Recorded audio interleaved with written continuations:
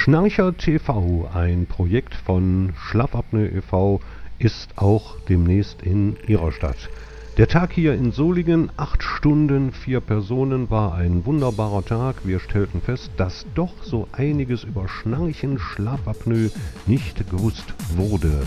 Wir werden demnächst in verschiedenen Städten sein, nicht nur in Wuppertal, in Essen, in Dortmund, Duisburg, Köln oder sonst wo. Wir werden überall da sein, wo Schnarcher sind, und ich muss sagen, es macht uns, dem Team, einfach Spaß, die Bevölkerung über das Schnarchen, über die Schlafapnoe aufzuklären.